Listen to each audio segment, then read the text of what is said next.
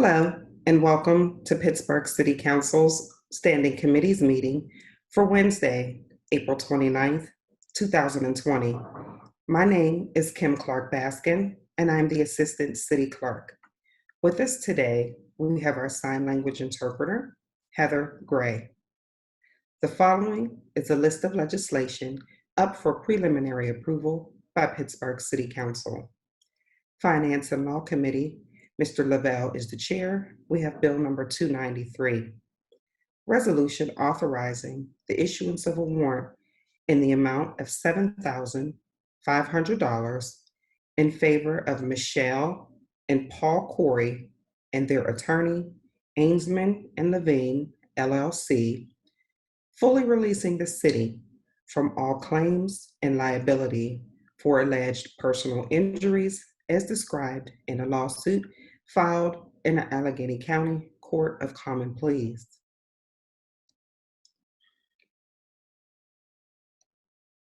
Bill number 287, resolution authorizing the mayor and the director of the Department of Public Works of the City of Pittsburgh to apply for a grant from the Pennsylvania Museum and Historical Commission to rehabilitate the windows of the Oliver Bathhouse.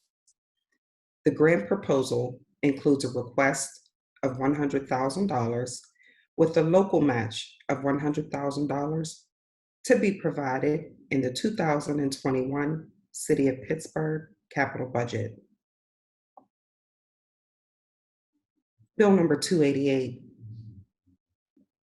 resolution authorizing the mayor and the director of the Department of Public Works of the City of Pittsburgh to apply for grant funding from the Redevelopment Authority of Allegheny County's Gaming Economic Development Tourism Fund for the Jefferson Recreation and Technical Center. Bill number 289. Resolution authorizing the mayor and the director of the Department of Public Works of the City of Pittsburgh to apply for grant funding from the Redevelopment Authority of Allegheny County Gaming Economic Development Tourism Fund to construct the Robert E. Williams Memorial Park New Park Building.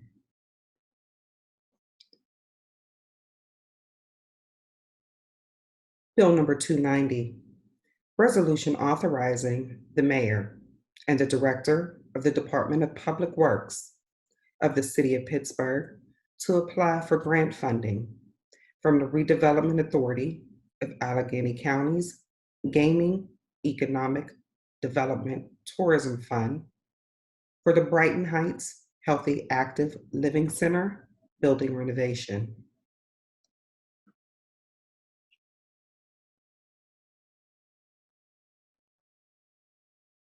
Bill number 287.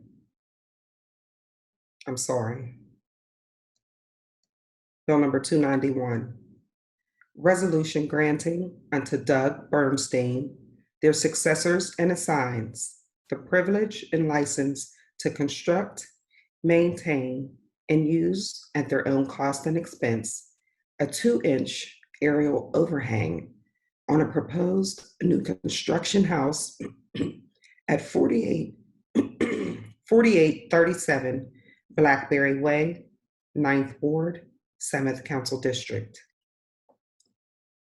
Bill number 292, resolution granting unto Forrest Passerin, their successors and assigns, the privilege and license to construct, maintain, and use at their own cost and expense a new projecting sign at 1627 Penn Avenue, 2nd Ward, 7th Council District. Land Use and Economic Development Committee, Mr. Wilson is the chair. We have a deferred paper, Bill number 2019-2418. Ordinance amending the Pittsburgh Code, Title IX, Zoning, Article 1, Section 902.03, zoning map, by changing from LNC, local neighborhood commercial, to P, parks, property with frontage on East Carson Street, South 12th Street, and Roland Way, all in the Allegheny County Block and Lot System, 17th Ward.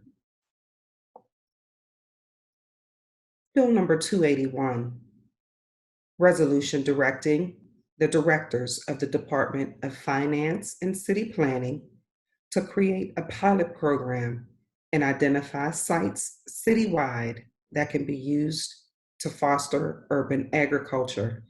This bill is sponsored by Council members Deb Gross, Council President Teresa Kell Smith, and Councilwoman Erica Strasburger.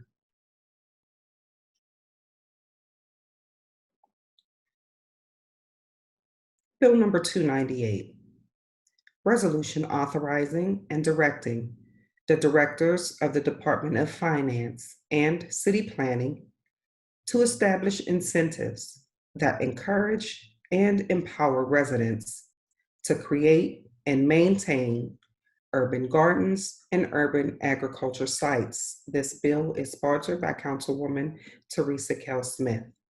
That concludes the reading of the legislation. Thank you and have a great day.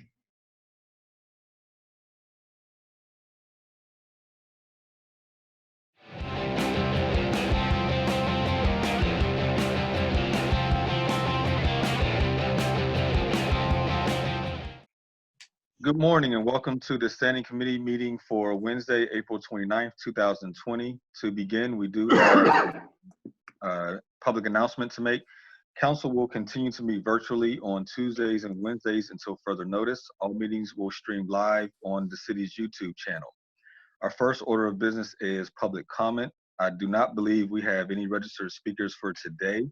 However, as a reminder, to register for public comment at city council meetings, please first call the city clerk's office at 412-255-2138. Registration will close at 9 a.m. the morning of the meetings. You may also email your public comments to the city clerk's office via cityclerksoffice@pittsburghpa.gov. We will now move on to our standing committees agenda. Will the clerk please take the roll? Reverend Burgess. Here. Mr. Coghill. Here. Ms. Gross. Here. Mr. Kraus. Here. Mr. O'Connor. Here. Mrs. Kell Smith. Ms. Strasburger. Here. Mr. Wilson. Here. Mr. Lavelle, Chair. Here. 8 members present. Okay, thank you. That takes us to our first committee for today, which is Finance and Law, chaired by myself. We have one new paper, Bill 293. Bill 293, resolution authorizing the issuance of a warrant in the total sum of $7,500 in favor of Michelle and Paul Corey and their attorney, fully releasing the city from all claims and liabilities for alleged personal injuries as described in a lawsuit filed in the Allegheny County Court of Common Pleas. May I please have a motion? Motion to approve. Second. Any discussion? Seeing none, all those in favor, say aye. Aye. Aye. Any opposed? Bill is approved. That takes us to our invoices. We do have invoices for approval, so I need a motion. Motion to. Second. Any discussion on the invoices? Seeing none, all those in favor? Aye. Aye. Any opposed? Invoices are approved. We also have P cards for approval today. I need a motion for the P cards. Motion to approve. Second. Any discussion? Seeing none, all those in favor? Aye. Aye. Aye. Any opposed?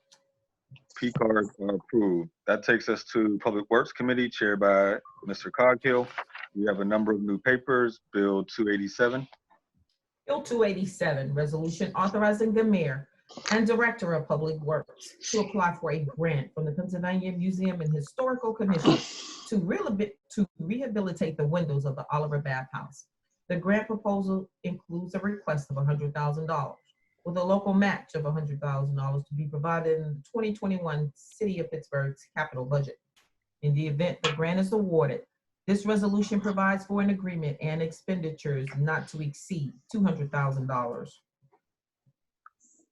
Need a motion? Second, very brief discussion.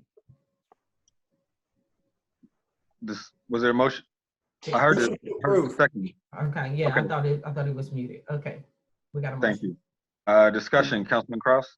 Yeah, very brief. I just wanted to thank the administration for their continued commitment to the restoration of the Oliver Bath House. It is it's a citywide jewel, and I really appreciate their willingness to continue to invest in it. And this will continue that restoration. Thank you. Thank you. Any other discussion? Yes, Councilman Lavelle. I just had a question for Councilman Kraus. How about that building behind it, that parking lot? They were gonna utilize that. Is that still a go or no? Can we take that offline? That has a lifespan of its own. You got it. Okay, I'll be happy to talk with you. Thanks, Councilman. Thank you. Any other discussion? Seeing none, all those in favor? Aye. Aye. Any opposed? Bill is approved. Bill 288.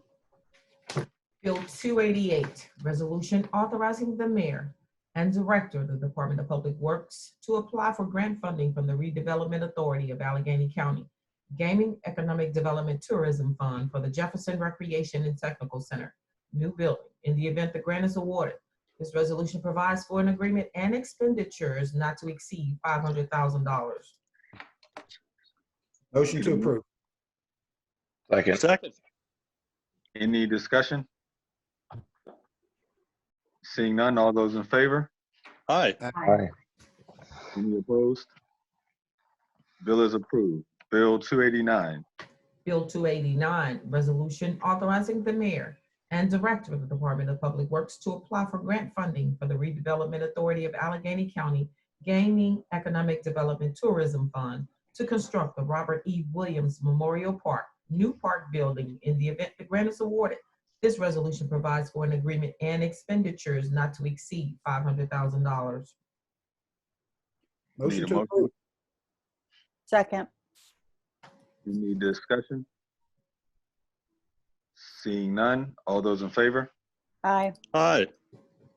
Any opposed? Bill is approved. Bill 290.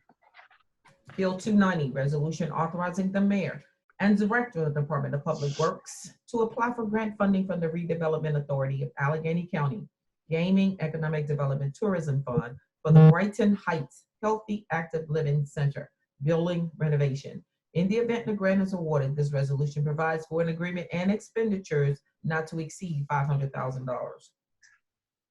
Need a motion? Motion to approve. Second.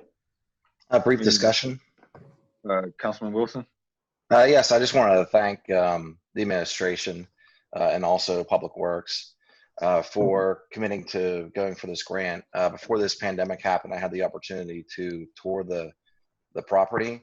Currently, this is a senior center in our largest neighborhood on the north side in my district, District 1, which is Brighton Heights. And there was already remediation that was done, that was put forward in the past from a previous budget that remediated the lead, the asbestos, and also stripped it down to its bare bones. So now I can enter into the next stage. So hopefully we can see some realization here with this grant application and hopefully the funding. So thank you.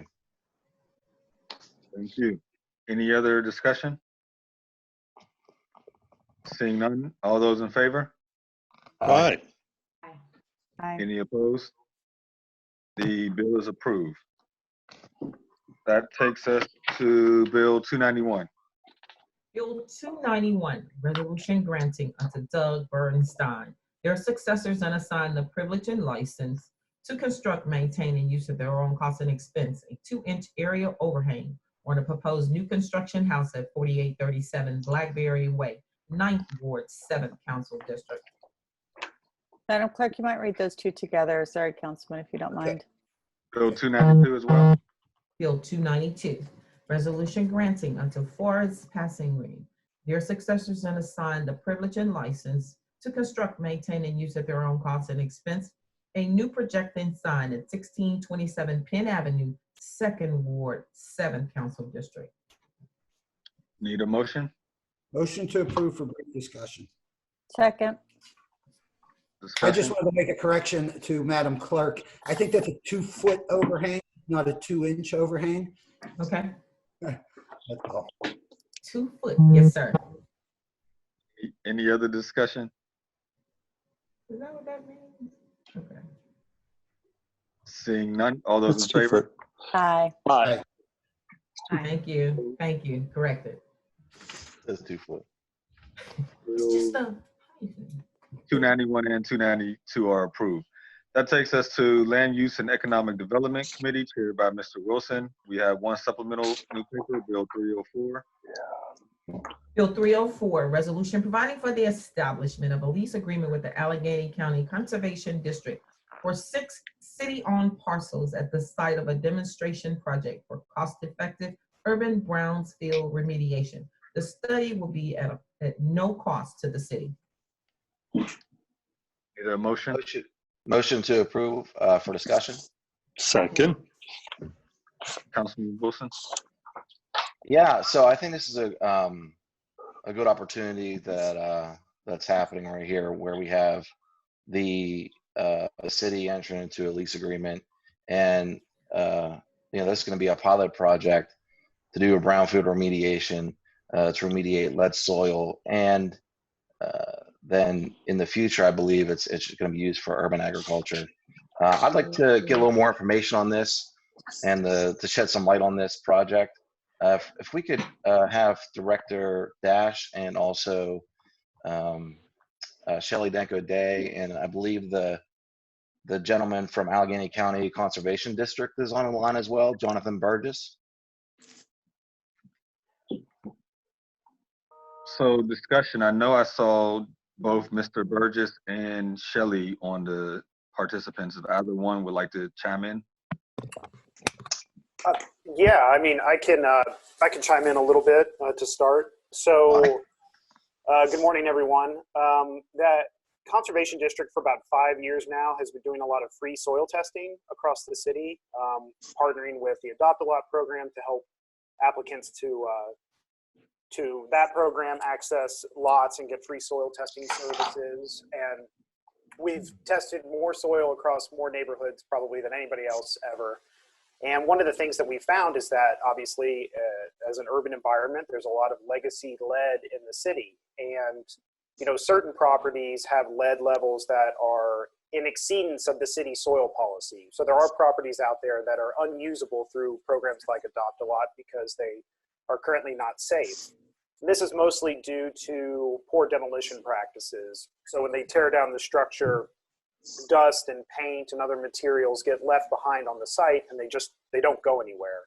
And so we received a research grant from the Pennsylvania Department of Ag and some additional funding through the USDA to do a pilot project where we'll essentially be taking these lots and dividing them up into 10 test plots. And we'll be testing different amendments and kind of low-mow covers and things that we can do to sort of either mitigate or remediate the lead. The reason we chose these particular parcels in Larimer is because the area is designated by the consensus group as an urban ag zone. So there's a lot of interest in doing projects there. But as it stands now, these particular lots are unusable and would require either what we're proposing, a pilot project, or some very expensive excavation and replacement, which there's no funding for. So we're going to see what we can do to learn how to fix and remediate some of these lots, of which we have many throughout the city, and also hope the information informs better demolition practices down the road. Well, it's great that you've located these properties and that you're going through this process and that there is going to be this pilot program. How in the past have others who wanted to farm on city property that may have been contaminated, how did they remediate the soil? What was the process previously? I can take that one. So the soil policy has 4 different levels. So anything under 150 parts per million lead can be grown you can grow right in the soil. If it's from 150 to 400 parts per million, or I guess 151 to 400 parts per million, it's a clean hands policy. So you have to wash your hands immediately after leaving the site. And then anything over 401 parts per million up to 1,000, they have to do a modified use, which means they use raised beds with geotextile barriers and bring in clean soil. And they're not allowed to dig in the soil. Anything over 1,001 parts per million, you can't use for urban agriculture. You can't use for any kind of adopt-a-lot project because it was deemed as just too much of a liability. So that's where John comes in. Well, that's great. Well, Director Dash, I just want to ask an overall question on urban agriculture on city property. I see that the lead remediation is a barrier to farming. Is there other barriers to farming or urban agriculture that exist? I mean, I realize that there is a vacant lot toolkit online through the city planning, and where people can access Adopt-A-Lot to immediately start farming within a couple weeks. Is that true? I mean, are there other barriers that we see? One thing I've been having a discussion with, just to add on to that, is with the food policy folks and just really the long-term, reliability, basically the long-term experience of leasing it for a year on Adopt-A-Lot program and then trying to renew that in the next 3 years. I mean, are those part of the barriers? I just want to know if you can go over some of these issues with urban agriculture on city property. Sure, and Shelley can jump in after I start in case there's anything I missed. So the city created the vacant lot toolkit about 4 years ago now. The vacant lot toolkit was what created, the Adopt-A-Lot program. So the vacant lot toolkit identified solutions for the reuse of city property. It did get into the lease and license process that we have for the Adopt-A-Lot program right now, which is that if you are, one person gardening on a lot, whether that's a flower garden, a rain garden, or a food garden, that you're able to do that, either through a license process, where you're able to go year to year on a license process where there's no insurance that's needed. But if you're constructing buildings, or if it's an organization, or if it's over multiple parcels, then it would get into a lease process that we have, which is an initial 1-year lease with the opportunity to renew into 3-year leases. And so so there are a number of people using that process as well. There were some things that were in the vacant lot toolkit that we haven't established or enacted yet, such as more exclusive leases for agriculture. So although and I know we had talked before, Councilman, but we actually have had no one that's been removed from an Adopt-A-Lot project because the city has looked to sell that city-owned property. But there's not that exclusivity there in the lease or license process, that if the city were looking for another purpose, that it could potentially sell those properties. So that's one thing that was in the vacant lot toolkit as kind of work for us to do further. Understanding the bill that we have before you now around understanding remediation and being able to remediate soils is another thing. And so thanks to Shelley and to Jonathan for coming up with this program, and seeing that although it is a pilot now, I think we want to see how some of the techniques that Jonathan uses are ones that we can be remediating soils that the city has otherwise, whether that's for agriculture uses or whether that's ultimately down the road for other uses. Well, if this program is successful, how would we how do we continue this in the future? Would this be a budget item that we'd have to address, or would this be, would the funding still exist in some other entity? I think I'd ask Shelley or Jonathan. I mean, I think we'd be, trying to work with, we as, the department on the city's behalf would be working with Jonathan to try to figure out, how we would continue this into the future if we see it as a success. Yeah, I would just add to that. I mean, there are funding opportunities. Part of what this particular project is built around is taking 10 different strategies and figuring out what is the most efficient and cost effective among them. And I think that baseline information would be very useful in seeking out either USDA or EPA brownfields funding for maybe, a larger series of lots that would all kind of be treated the same way. So we'd sort of narrow down a strategy with this and then seek out funding. But there are funding streams, particularly federal grants, that could help support these efforts. Okay. Well, I'd like to convene a meeting with any of the council members and the directors of city planning and also finance to try and understand the barriers to long-term use of properties. And I invite any of the other council members to join in. Maybe we can do a Zoom meeting. I'd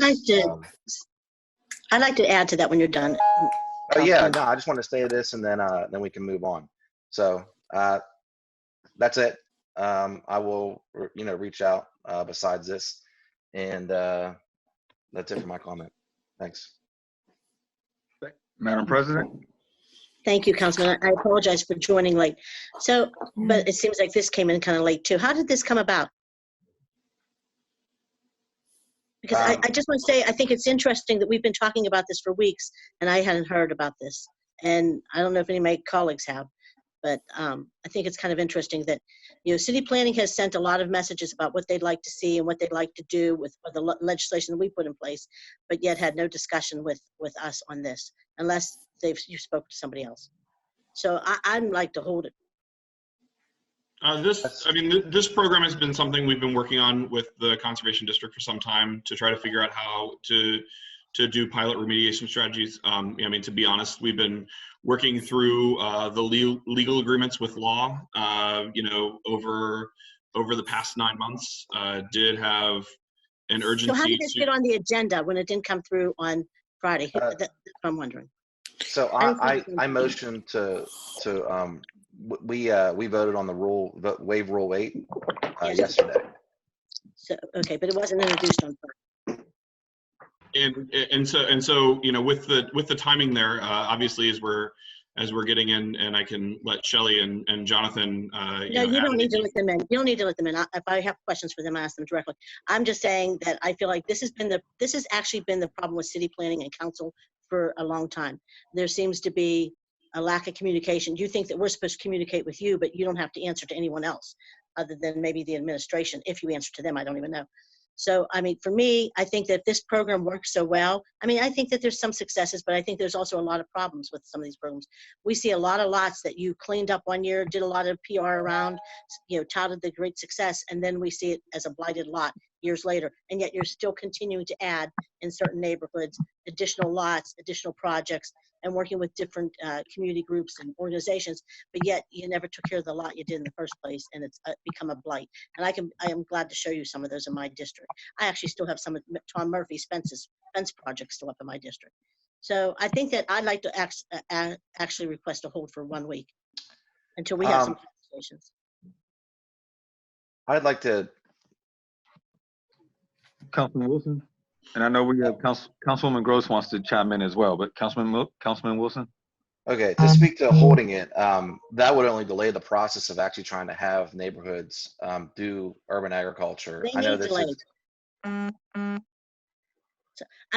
and the way that we're doing it, it needs delayed. That's what I'm going to say. This was on Friday's agenda that was sent out, and then we all voted to move this forward so we can have this discussion now. We have this discussion, right? And we're having it. But what I'm going to say is I feel like this is another slap in the face to city council, and I'm certainly not going to vote in favor of it. If you all want to allow yourselves to be slapped around, go ahead. I'm not. Councilwoman Gross, do you want to add in? I was on a different train of thought, but I'll just take a minute to say my piece, which is that we really appreciate the work of the Allegheny County Conservation District. And I know there are members here who have small children. Please get the soil in your backyard tested if you have not done that. And to all citizens, please get the soil in your backyard tested if you have not, or anywhere on your property that your kids play in, especially if they're under the age of 7 or so. It's a significant source of lead poisoning. Not just paint in your house, but a lot of the exterior paint, even exterior paint on my own house, is lead, and it flakes off into the dirt. And also from the leaded gasoline that was so common for so many decades. The Allegheny County Conservation District, and again, this is so important, I want to take a few minutes, has bought this very expensive, I think $25,000 mobile lead soil tester. They will bring it out to your neighborhood. I've had them come out year after year to farmers markets in my district. One year it was in Lawrenceville, so that you can literally just dig up the soil in your backyard. I took it out of my backyard near the fence line, near where is the street, and put it in a Ziploc bag and labeled it. I took some different soil sample from near the house under those windows, dug that up, just labeled it in a bag, gave it to Jonathan. It took I think it took 3 seconds to get the results back, right? He puts it in the machine, he hands back, and he's like, here's your score. This is exactly the lead contamination in this soil, with recommendations on a sheet of paper of what to do to remediate it. And so he was there at the farmer's market for the durations. People would just right from their yard, walk over to the farmer's market and have their soil instantly tested and get that instant feedback. It's really important. And there are recommendations about what to do, especially even if you're not planning on growing food, but even if your kids are just playing in that soil. So I really appreciate the work that they've been doing for years on this topic and being so proactive and going out and doing this work for citizens. And some of Councilman Wilson, I'd be happy to talk with you more about urban agriculture offline. Most of us here voted on the vacant property toolkit. And so we had those post agendas. We had the opportunity to talk to our community members about it and talk to our gardens about it, and have been working with the gardens in our districts, and have all of the gardens in my district have been very fortunate to have these kind of nonprofit partners working with them, as well as the administration. For example, Councilman Wilson, you'll get sick of me talking about Duncan Park, and kudos to the Lawrenceville leadership that started that site. It is on a city park. Well, some of us call tot lots, those little corner parks surrounded by houses with just a play structure. And we were very careful to remove the play structure as the neighborhood wanted, so as to not disturb the soil, and then test the soil so that the neighborhood could plant food-bearing trees and work through it with law. And there's a cooperation agreement with the neighborhood nonprofit, and it's all volunteers that manage the site, and they have work weekends, and so all this kind of stuff. So it's critically important, but it bears repeating so that members of the public know this as well for the work that they're doing, even at their own homes. And I think Councilwoman Smith made a motion, so I'll second her motion, and then I'll sign off. Councilman Lavelle?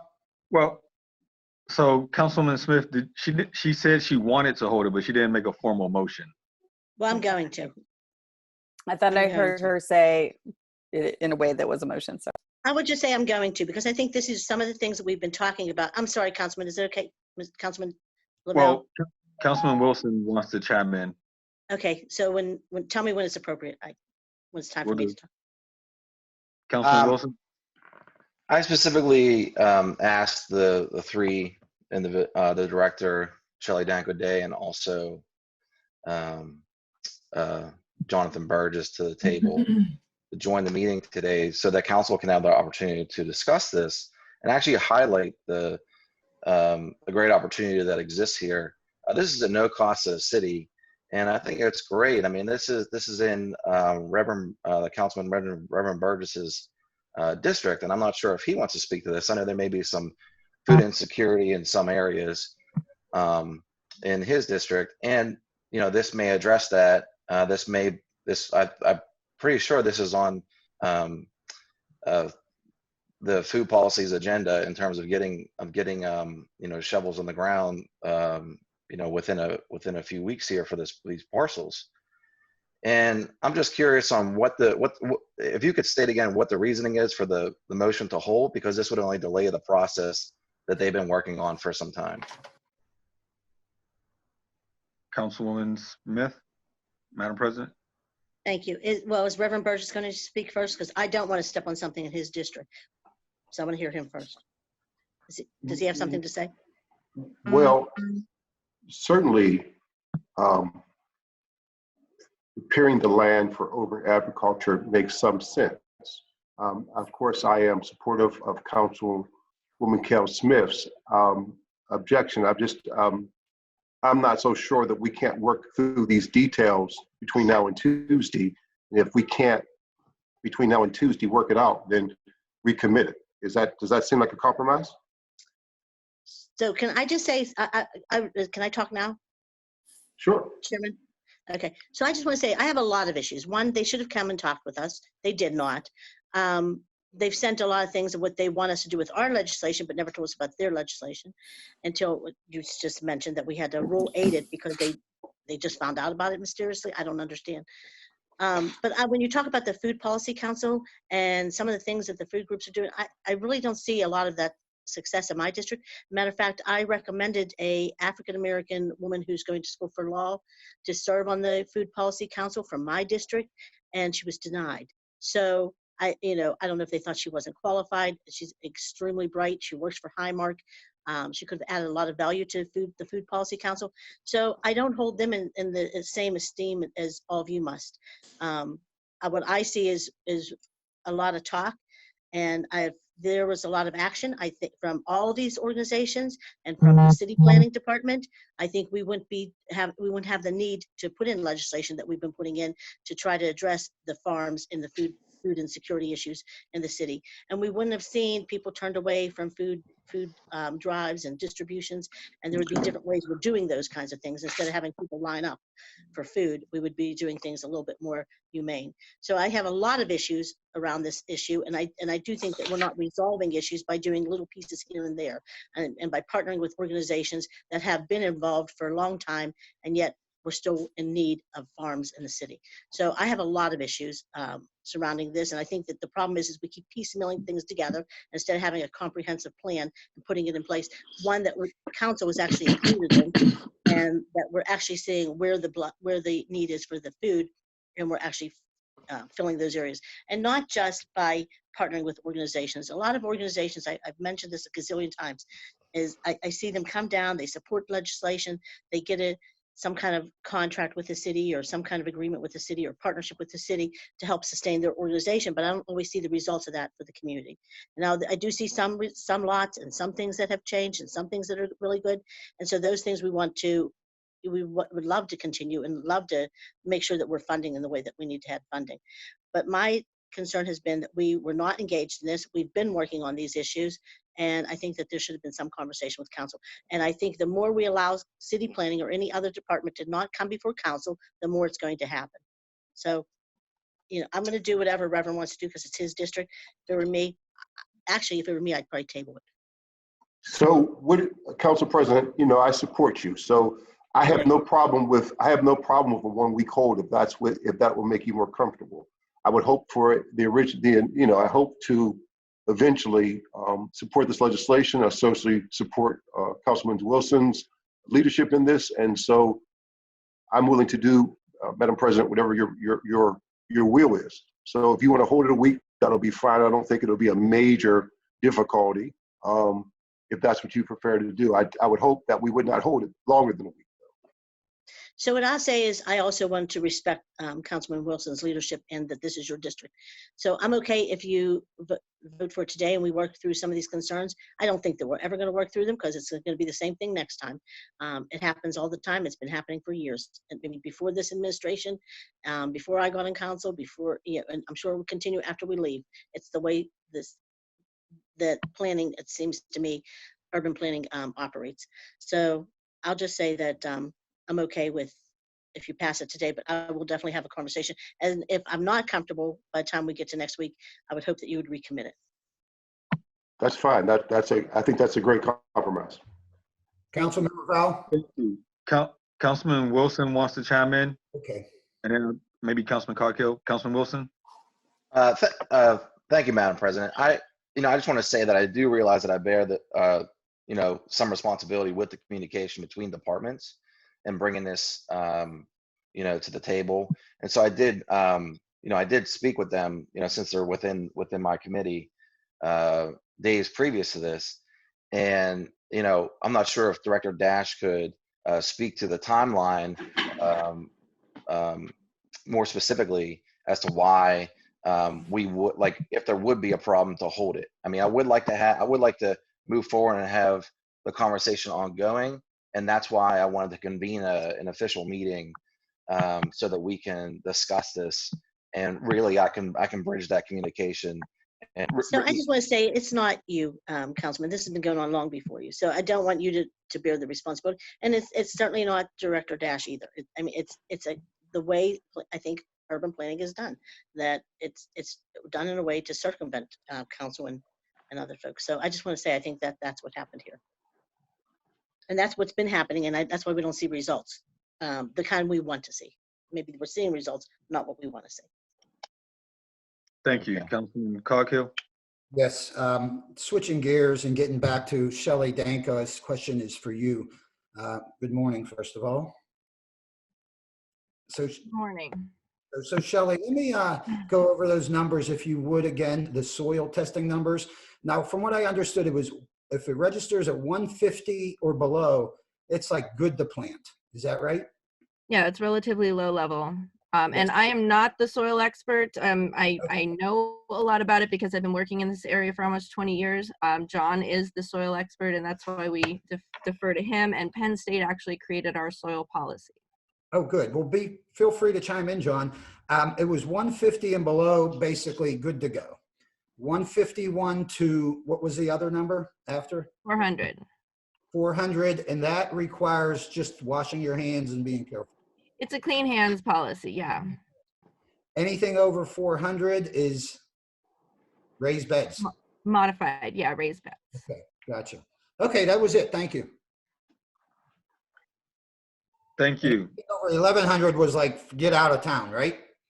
Well, if I may, that's why we have this agreement right now, because it is, these particular lots have a higher level of lead, and we haven't allowed use on those sites. And so when John and Allegheny County Conservation District applied for this grant and received it to do this pilot project, he picked one of the sites that was they wanted to be used, but we wouldn't allow it because of our soil policy, to be able to remediate that soil and make it usable for the community. So and instead of changing our soil policy to make it so that anything over 1,000 only experts could use, we just decided to do an agreement for this one site for now to see how that works out. And then in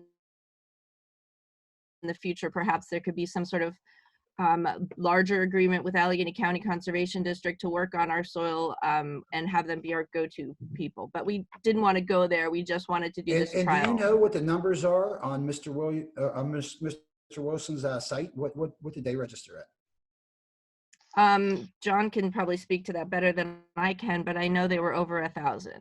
Yeah, I can. So these particular lots, which are sort of in the back of Larmer, kind of at the top of the hill overlooking Washington Boulevard, the highest level several thousand, quite toxic. The goal is not even necessarily in doing this work to create or determine how to put in more urban ag space. The goal of this project is really to better understand the conditions on vacant lots across all council districts. Why vacant lots have lead contamination, why they often are full of invasive species and weeds. A lot of this can be tied to the soil conditions. And so our goal here is to really do some research and figure out how best to change the conditions on the ground for urban ag, for vacant lots that just sit there, for any end use. And really the goal is is really just to start to fix the lead problem in vacant lots across the city. And to do that, we need to understand kind of the suite of solutions. Sure. And that number from 151 to 400, is that safe to plant without remediation? Recommendations shift. I mean, we would always recommend that people add clean material like compost to the soil. As it starts to get up higher, we tend to tell people to plant things like tomatoes and peppers and not leafy greens and root crops, because they tend to get more lead dust and potential absorption. So it's kind of a sliding scale. And I feel like they're likely going to add to the soil, because a lot of the soil might not, if it has like relatively low levels of lead, it doesn't have a lot of organic material in it. So really, when people adopt these vacant lots, it takes a while for them to build up the soil on there to make it something that will actually grow more than just like that real shallow grass that we see in there. You might see these lots and they look lush and beautiful, but they take a lot of work. So it takes a couple years for people to get soil that can actually grow good crops, especially food crops. One more question, and then we'll move on. So when you remediate soil, do you actually take it out, and how far down do you go? I mean, do you actually remove the soil, or you just put fresh, good soil on top? That's John. So yeah, there are a couple different strategies. One is to cap the site. So to bring in, say, 2 feet of clean material and build up so that the roots don't get down into the contaminated soil. Because of stormwater issues and grading, that doesn't always work in the city. You can excavate, say, 2 feet down and bring in clean material, but you're talking about $15,000 to $20,000 for a typical parcel to excavate and then take to a line dump. So we're looking, having one that's not technically feasible and the other one that's not usually affordable, we're kind of looking for other options, which would be dilution, chemical solutions, things like that, that are safe and non-toxic, but can dilute and bind up the lead. And Jonathan, have you come up with a solution for Mr. Wilson's area there? Is it to be removed and then new stuff, or just put new, fresh, good soil on top? There are some sites in that area, in that back of Larimer, where we've been working with the consensus group for a number of years on this particular project in that neighborhood, where the excavation may be the solution. But for these lots, we're testing out 10 different amendment and plant solutions to kind of try out the low cost methods. So, you know, there will be some sites where excavation is necessary, but for these, it's all about finding kind of ways to incorporate clean material and other types of amendments to address the problem. So this particular site, we're unsure as to what you're going to do there. Is that right? Oh, no. I'm going to break it up into 10 individual test plots, and each one will be treated differently. So it's a research project at its core. And the goal is to find the most effective solution. Okay, good enough for me. Yeah. Thank you. Is there any other discussion? Seeing none, we still have a motion to approve in front of us. So all those in favor? Aye. Aye. Any opposed? Abstain. I'm sorry. One abstention. Motion carries. Bill 304 is recommended. That takes us Thank to our you. deferred paper, Bill 2418. Bill 2418, ordinance amending the Pittsburgh Code Title 9 zoning Article 1, Section 90203 zoning map by changing from LNC local neighborhood commercial to P Parks, property with frontage on East Carson Street, South 12th Street, and Roland Way in the Allegheny County Block and Lot System 17th Ward. Motion to approve? Need a second? Second. Any discussion? The public hearing I'm was sorry. held on the 22nd. Yeah, very brief, if I may. Councilman Kraus? Yeah, thank you very much. Public hearing was held on the 22nd. This has been a process maybe the last 6-8 months. It did go through Planning Commission. It came to council with a unanimous positive recommendation. This is the parcel at 12th and East Carson, which is more commonly known as Esser Plaza. And we have applied to change the zoning from LNC to park because it really is a park space. And we have a group of residents, better known as the Friends of Esser Plaza and the Southside Community Council, which have some pretty spectacular plans for that space. And so with that, I would greatly appreciate the unanimous support of members. Thank you. Any other discussion? Seeing none, all those in favor? Aye. Aye. All right. Any opposed? Bill is approved. That takes us to Bill 281. Bill 281, resolution directing the directors of the Department of Finance and the city planning to create a pilot program and identify sites citywide that can be used to foster urban agriculture. Motion to approve? Second. Discussion? Councilwoman Smith, do you want to take the lead? I don't have it, if you want to. I think I've said enough for the past few weeks. These are the companion bills. Do you want them to be read together? Yeah, that's good. That were Thank you for bringing that co-sponsored? up. Councilwoman or Madam Clerk, would you read the second bill? Is it okay with Councilman Wilson? Yes. Whatever you'd like. So for Bill 298 as well? Bill 298, resolution authorizing and directing the directors of the Department of Finance and City Planning to establish incentives that encourage and empower residents to create and maintain urban gardens and urban agricultural sites. Need A motion to approve? Second. So discussion on both bills 281 and 298. Councilwoman Gross? Sure, I'll start. So members will recognize versions of these. There is a bill that is asking both city planning and the Department of Finance to look for more of the properties that are in our inventory.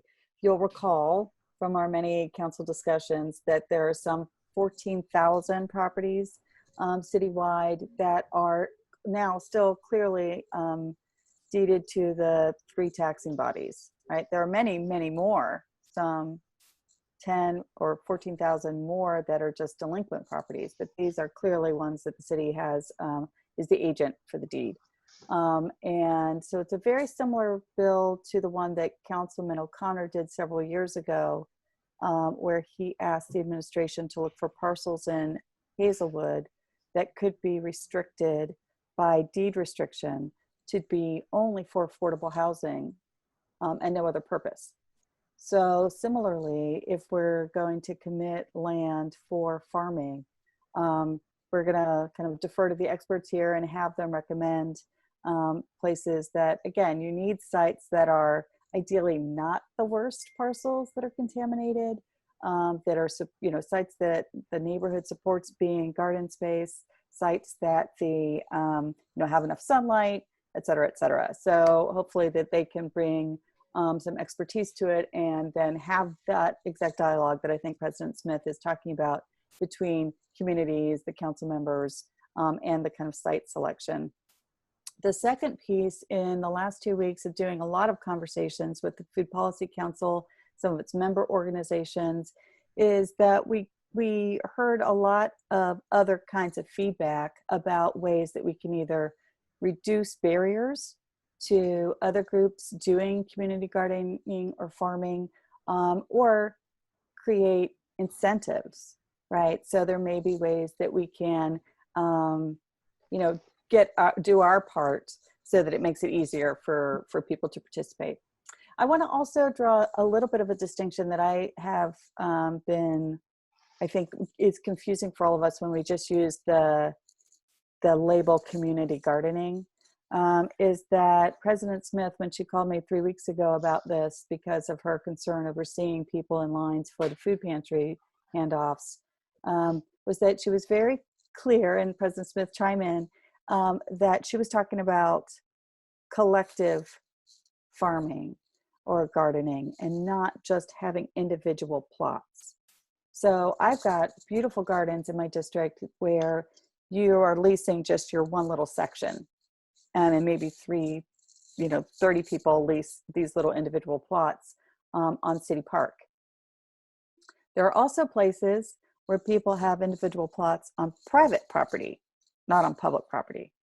And then differently, there are places where it's one collective project. And some of those are on private property, and some of those are on public property.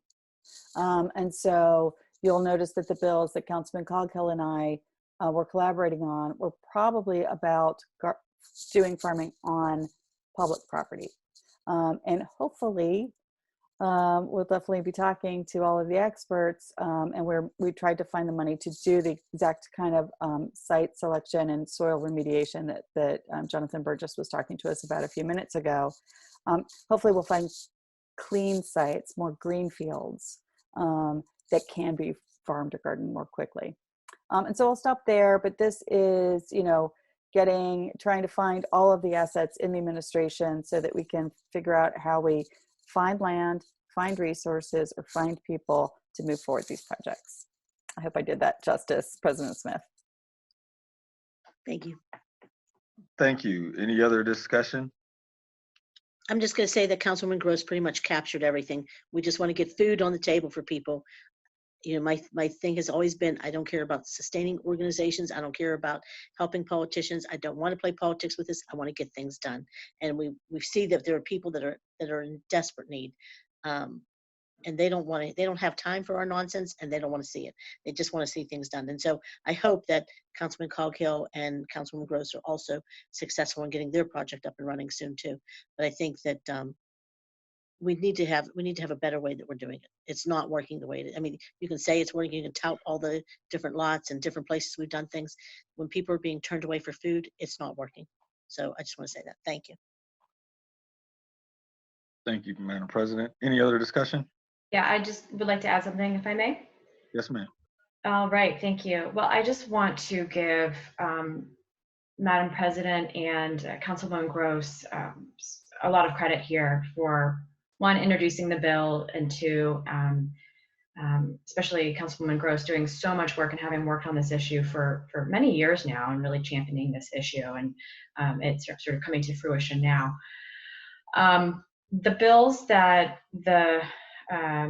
that are before us right now that we're speaking about are opportunities, I think, for both some short-term action, but I think this is more about I think there are opportunities for both short-term action and getting shovels in the ground, and also longer-term, longer-lasting policy changes. And so related to the issue that we were talking about with Councilman Wilson's bill, or the one in his committee, it came from planning.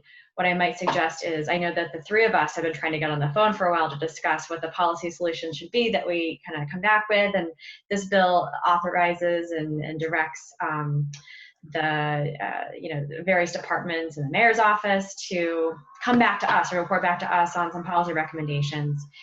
And I think that between the recommendations we've received from planning already and Shelley Danko Day, the recommendations we've received from some of the member-based food organizations, the recommendations we've seen from the mayor's office, I think we have a good working list, and we all just need to come together and put them down on paper and say which ones are the low-hanging fruit, if you will, to be able to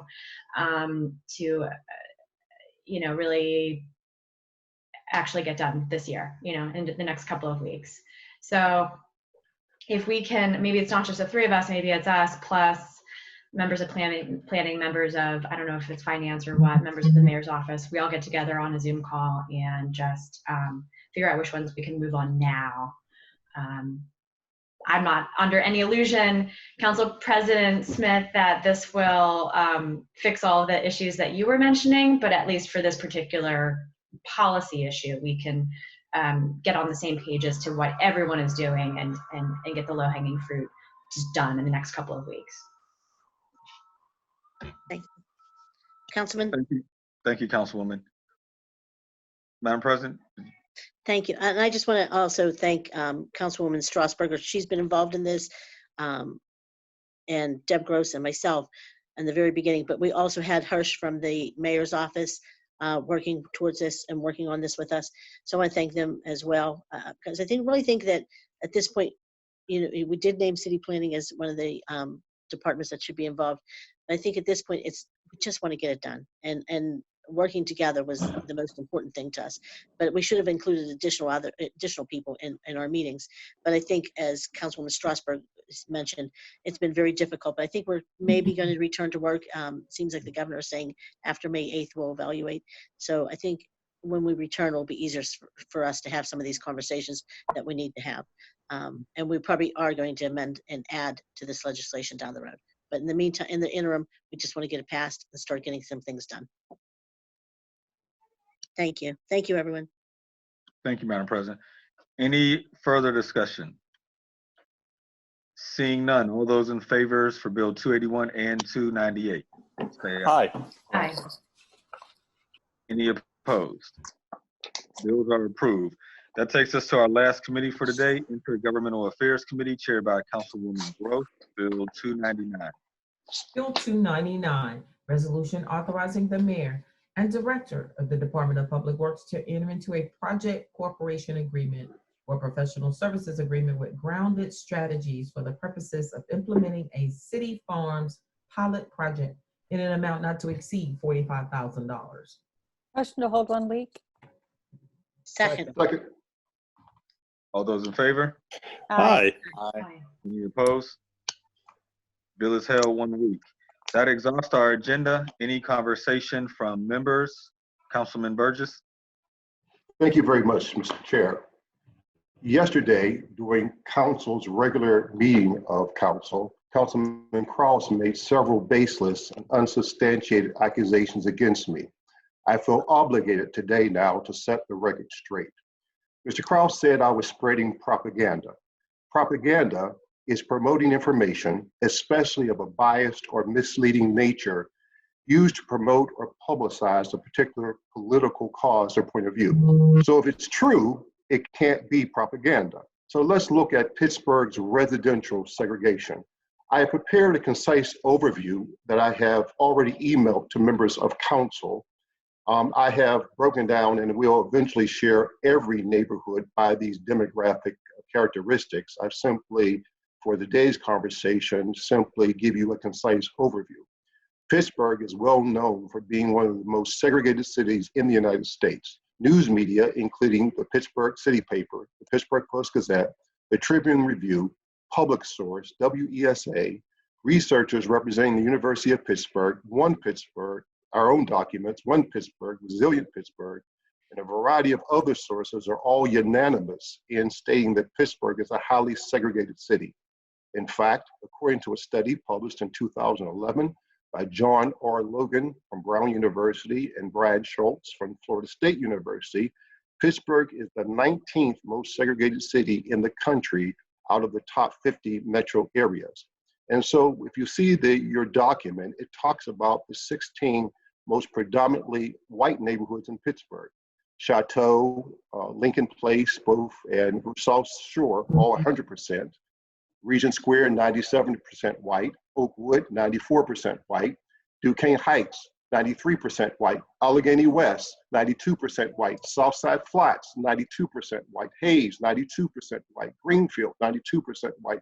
Central Lawrenceville, 91% white. Polish Hill, 91% white. Overbrook, 91% white. Swiss Elm Park, 90% white. Summer Hill, 90%. And so when I said that Southside Flats was a segregated community, it is in fact one of the most segregated communities in the city of Pittsburgh. It is also true that you have lower income communities that are also segregated Black populations. Upper Hill, California, which is significantly African American, 72%. California Kirkbride, 73% African American. Del Silver, 73% African American. Lincoln Leamington Belmore, 78% African American. Glen Hazel, 78% African American. Crawford Roberts, 78% African American. The Middle Hill, 79% African American. Chartier City, 81% African American. Larmer, 82% African American. Arlington Heights, 84% African American. Homewood South, 89% African American. East Hills, 91% African American. Homewood West, 92% African American. Homewood North, 92% African American. Northview Heights, 94% African American. And Bedford Drawings, 97% African American. So when I talk about Pittsburgh being segregated, I am absolutely speaking the truth. Second of all, Mr. Cross insinuated I may be abusing power. Abuse of power is the commission of an unlawful act done in an official capacity but affects the performance of official duties. My remarks yesterday, being truthful, were not unlawful. Third of all, in Pittsburgh, African Americans do not hold position of power. I merely, as an elected official, have a form of influence. I have the obligation to use that influence to empower those who are most at need, primarily low and moderate income families in general, and African Americans specifically in the communities they live in. I personally and politically follow the religious prophetic tradition of speaking truth to power. So then the question is, why would Mr. Krause make such slanderous statements toward me for simply speaking the truth?